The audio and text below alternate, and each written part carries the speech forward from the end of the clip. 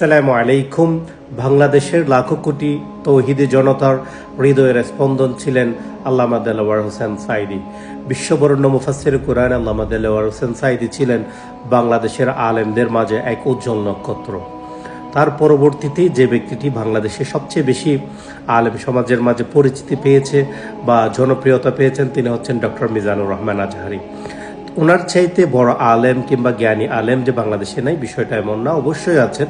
ওনার চাইতে অনেক বেশি বড় আলেম বিভিন্ন মাদ্রাসায় আছেন, বিভিন্ন জায়গায় আছেন। বাট সম্প্রতিকালে ডক্টর মিজানুর রহমান আজহারী মানুষের কাছে অনেক বেশি জনপ্রিয়তা অর্জন করে।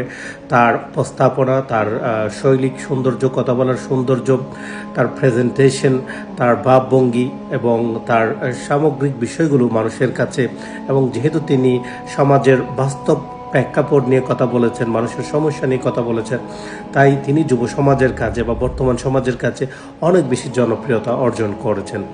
So every masterpiece has its chip copy.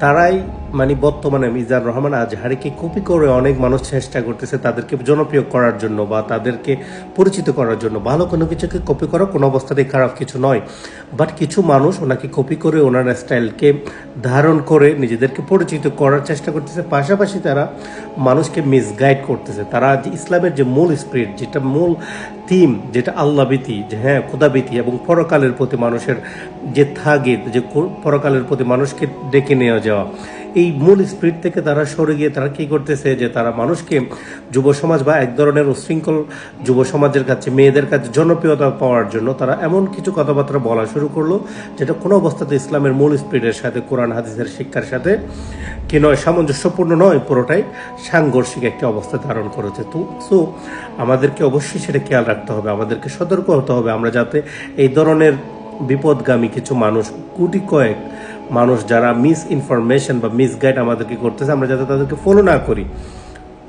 এবং আমাদেরকে এটা অবশ্যই যত্নশীল হতে হবে যে কেউ মিজানুর রহমান আজহারীকে কপি করলো বা দেলোয়ার হোসেন সাঈদীকে কপি করলেই যে ওনারা ভালো হয়ে যাবেন বা ওনারা আমাদেরকে প্রপার গাইডলাইন করবেন, বিষয়টা কিন্তু তেমন না।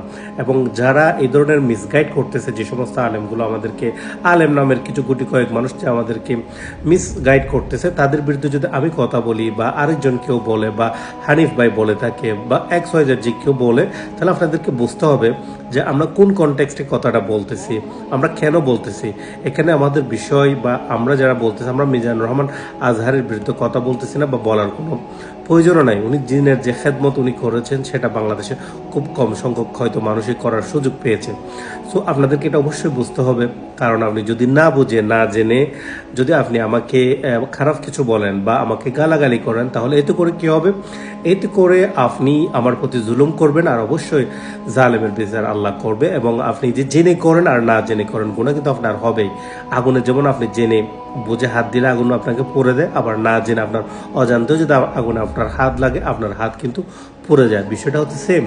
বেশি ইমোশনাল না হয়ে B practical, B realistic and be very faithful to your religion, be faithful to Quran and Hadith, and follow the proper Islamic guidelines. That is my invitation to all of my brother and sister who are using the social media nowadays. Okay, so let's focus on our main spirit of the Islam, Quran, and let's follow the path of our Prophet sallallahu alaihi wasallam, how he said on last narration of the Hajjatul Bida that I left two things, nothing than these two things with you, is the Quran and Hadith. You should attach with the Quran and Hadith. So let's come back to the Quran and Hadith, and let's follow that Quran and Hadith. Okay, that's all for today. Assalamu alaikum wa rahmatullah.